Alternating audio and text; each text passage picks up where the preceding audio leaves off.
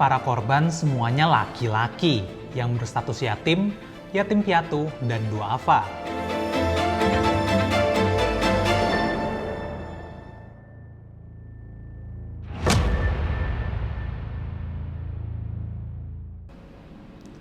Selamat datang di Perantara, program persembahan kantor berita Antara yang menjadi perantara Anda dengan runtutan cerita sebenarnya.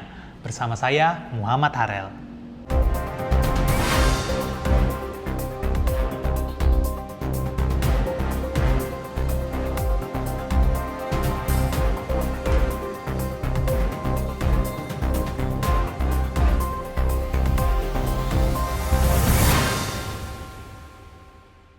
Pemirsa Perantara, kalau minggu lalu kita bahas kronologi kasus pelecehan PDD yang lagi jadi hot topic, di dalam negeri pun saat ini juga ada kasus serupa, namun tak sama, yang sangat miris.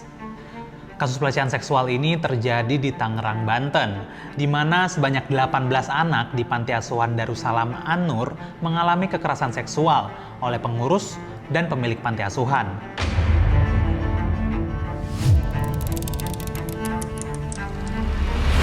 Duh, miris banget ya pemirsa, yang harusnya dilindungi tapi malah jadi korban. Para korban semuanya laki-laki yang berstatus yatim, yatim piatu, dan duafa. Rentang usia para penghuni panti mulai dari 3 hingga 22 tahun. Kini 12 anak diungsikan oleh pemerintah Kota Tangerang ke rumah perlindungan sosial. 2 lainnya yang masih balita dititipkan ke pondok pesantren di sekitar.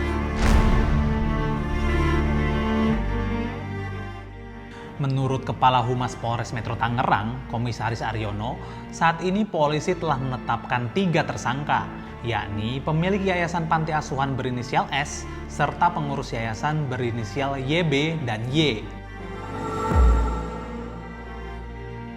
Lalu bagaimana sih sebenarnya kasus ini akhirnya terkuak setelah 20 tahun lamanya? Kasus tersebut pertama kali terungkap pada Mei 2024 ketika seorang perempuan sukarelawan pengajar berinisial F melaporkan praktik kekerasan seksual tersebut kepada salah satu orang tua asuh. F sendiri juga merupakan korban. Dirinya dipaksa melakukan adegan tidak senonoh oleh salah satu pengurus di panti asuhan tersebut. Setelah F mengadu, pengakuan korban lainnya pun bermunculan, yang semuanya adalah laki-laki. Pengurus yayasan tidak hanya menjadikan anak kecil sebagai korban, tetapi juga dipaksa melakukan kekerasan seksual kepada sesama temannya. Mereka diiming-imingi uang, makanan enak, jalan-jalan, dan hal menyenangkan lainnya. Setelah itu para pelaku pun melancarkan aksinya. Jumlah korban yang mengalami kekerasan seksual diduga jauh lebih banyak daripada yang sudah terungkap saat ini. Jika dihitung dari korban yang sudah tidak ada di panti tersebut, jumlahnya bisa mencapai 40 korban, bahkan lebih.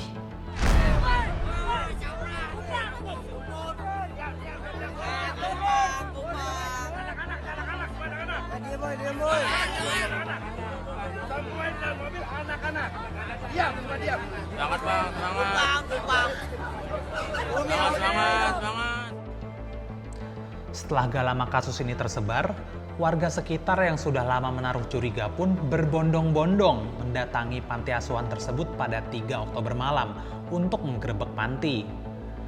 Panti asuhan Darussalam An-Nur ini sebenarnya tidak memiliki izin pemirsa. Menurut penjabat wali kota Tangerang, Nurdin, panti ini belum terdaftar sebagai yayasan di Dinas Sosial Kota Tangerang. Warga sekitar juga menceritakan mereka jarang berinteraksi dengan para tersangka, padahal pemilik panti adalah warga setempat. Aktivitas dalam panti pun tidak terpantau warga, sebab pagar panti asuhan selalu tertutup, dan anak-anak jarang bersosialisasi dengan warga sekitar.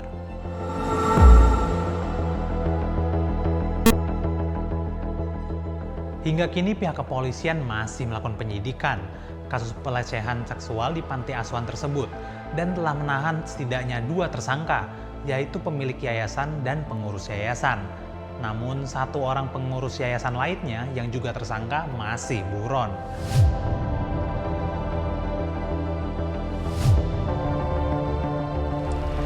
Fakta miris lainnya pemirsa, dua tersangka yang merupakan pengurus yayasan sebelumnya juga menjadi korban pelecehan dari pemilik yayasan yang kerap dipanggil Abi.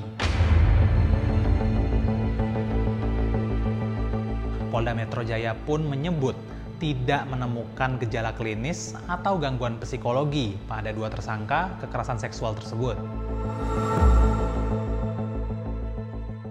Di sisi lain, kepolisian juga melakukan tes psikologi pada para anak asuh yang ada di Panti Asuhan An-Nur. Langkah ini dilakukan sebagai dukungan dan trauma healing pada para anak yang sebagian besar merupakan korban pencabulan. Polisi juga telah menyegel bangunan dan menghentikan operasi panti asuhan di Tangerang tersebut.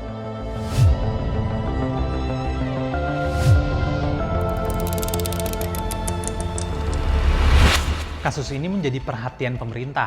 Menteri Sosial Saifullah Yusuf menjanjikan akan merevisi peraturan Menteri Sosial atau Permensos soal lembaga kesejahteraan sosial yang rampung pada 1 atau 2 bulan kerja. Menurutnya, revisi Permensos itu penting sebagai respons terhadap kasus dugaan pencabulan terhadap anak asuh di Panti Asuhan Darussalam, An-Nur, Kota Tangerang.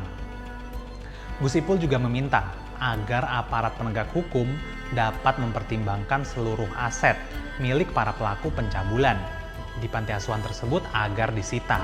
Kemudian tata kelola lembaga kesejahteraan sosial atau panti asuhan itu bisa lebih baik lewat aturan-aturan, lewat pengawasan, lewat kerjasama dari semua pihak.